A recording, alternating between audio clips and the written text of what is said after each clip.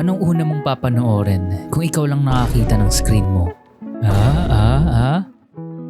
Anyway, I got my hands on this wearable screen from Asus, and as far as I know, this is the only one in the Philippines right now. This is the Asus AirVision M1, so let's unbox it and see kung anong kaya niyang gawin.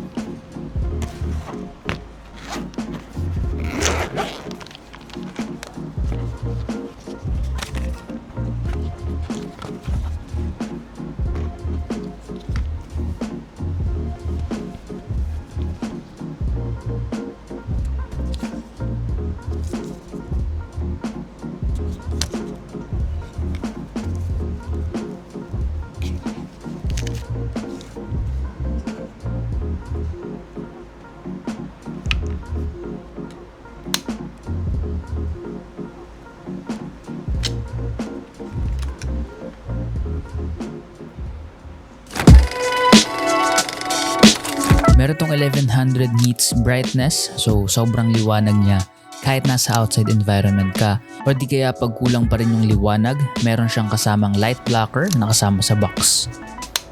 It is also 95% DCI-P3 color accurate, so pwede siyang for a decent editing lang and hindi mo naman siya gagamitin pang monitor ng mga ine-edits mo. I mean, for sure pang timeline mo lang naman to if ever gagamitin mo siya for editing.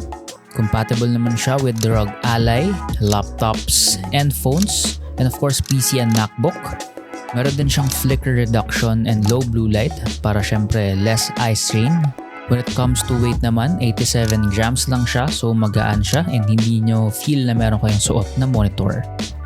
And lastly, meron siyang built-in speaker and noise cancelling microphones, so meron pa rin siyang mic and sound na built-in.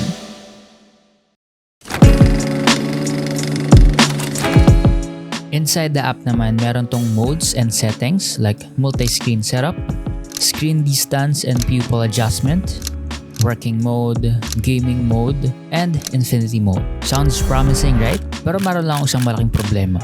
We can't actually experience it properly. We've tried it on 3 different computers pero walang gumagana.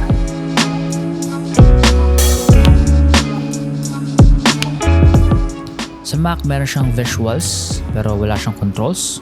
Since limited lang naman yung pwede kong gawin dito sa Mac gamit tong wearable screen, hindi ko ma-adjust yung placement or yung layo or lapit ng screen. And medyo nakakahilo kasi blurred yung image. Parang distorted yun. Hindi siya nakafocus. Hindi siya nakafocus sa gitna. Yun yung problema sa Mac, walang controls. Dito sa Mac merong visuals, merong screen, may nakikita sa glasses. Pero wala siyang controls. Hindi mo ma-adjust kung yung ibang modes niya, like pwede mong ipin sa tabi ng physical na monitor mo or bawal kang mag-extend ng another monitor, bawal madagdagan yung monitor, bawal mag-gaming mode. As in parang nakakabit lang na screen na gumagalaw. Yan, gumagalaw lang yung screen mismo sa Mac. So, useless pa rin siya kasi hindi mo siya magamit. Walang controls. So, itry naman natin siya sa PC.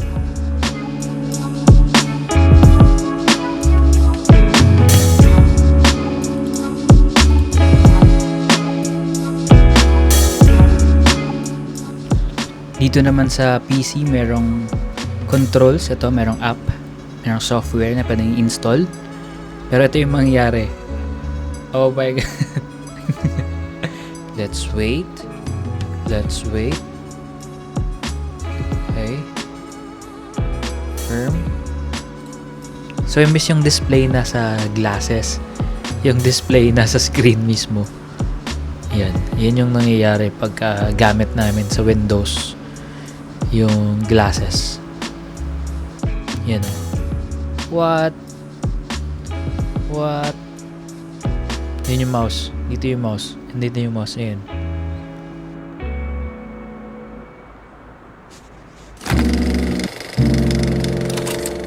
So my final thoughts, hindi siya ganun kaaya-aya tingnan if suot mo siya. Dahil sobrang layo ng nose bridge and parang hindi akma yung itsura niya. Since sobrang kapal niya sa side and sa harapan naman sobrang taas niya. So aesthetically hindi siya pwedeng suotin talaga na pang forma. Pero for functionality naman, hopefully sana soon makagamit kami ulit ng ganitong product and ma-review namin siya properly. Kasi sayang, sobrang dami ng potential na pwede namin magamit for editing, for working, for using it for emails, watching movies or animes or series na pwede namin gawin pag free time. And sobrang nanghinayang talaga ako kasi sayang gustong gusto ko ma-experience yung mga ganitong klaseng product since grabe, future proof talaga. Yun, ginawan ko pa rin ng video kasi wala lang, interesting pa rin siya kahit na hindi siya gumana para sa amin.